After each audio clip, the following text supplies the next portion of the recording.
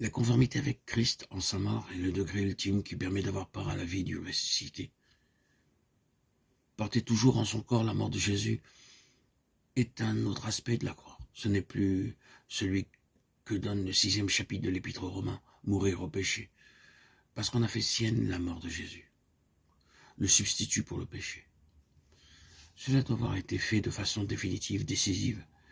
Il faut se considérer comme mort, pas comme mourant et compter sur l'Esprit de Dieu pour qu'il rende inébranlable, active cette décision ferme sur cette base de mort avec Christ.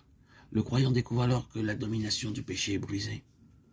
Vivant pour Dieu en Christ Jésus, il est une nouvelle création. 1 Corinthiens 5, 17. Uni au Seigneur, il est avec lui un même esprit. Sa vie est cachée avec Christ en Dieu. Bien fondé sur la base de la mort au péché, comme sur un roc, Romains 6, 6, 11, le croyant dont la vie est cachée avec Christ en Dieu entre dans la communion de ses souffrances. Rendu conforme au Seigneur en sa mort, il participe à la vie de résurrection. La vie du ressuscité se manifeste en lui et par lui atteint les autres. La vie de résurrection dans le racheté, la mort agit en nous et la vie en vous, dit l'apôtre, 2 Corinthiens 4, 12. Il est essentiel que le croyant discerne ces divers aspects de la croix. Mourir au péché avec Jésus qui meurt pour le péché. Être rendu conforme à Jésus en sa mort. Devenir participant de sa vie de résurrection. S'imaginer qu'on peut être rendu conforme au Seigneur en sa mort sans être vainqueur du péché ne peut conduire à la victoire.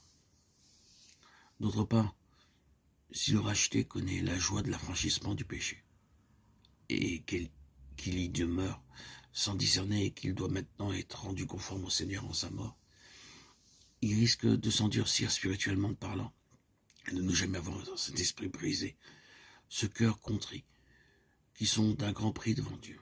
De plus, c'est la conformité à Jésus dans sa mort qui donne accès à sa vie de résurrection et conduit à un service pour Dieu qui lui est agréable. Il est non moins important de comprendre que cette mort au péché, Romains 6, cette conformité au Seigneur en sa mort, Philippiens 3, 10, ne doivent pas être quelque chose de spasmodique, mais de vécu continuellement. Reconnaissez-vous comme mort au péché, dit l'apôtre. Cela seul permet à l'Esprit de Dieu de révéler au racheté toujours plus clairement ce qu'est en réalité le péché au regard de Dieu.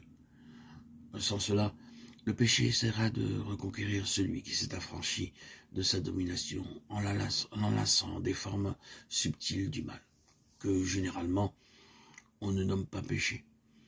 Ces divers degrés de croissance spirituelle atteints, la vie de Jésus peut couler à flot dans le corps mortel du racheté. Nous qui vivons, nous sommes toujours livrés à la mort pour l'amour de Jésus, afin que la vie de Jésus soit manifestée dans notre chair mortelle. Les deux vont ensemble, la vie de Jésus en nous, pour un monde qui meurt. Puisse, mes chers frères et sœurs, auditeurs, auditrices, puissiez-vous dire Amen à ces messages et suivez fidèlement l'agneau du calvaire sur le chemin où il les a précédés.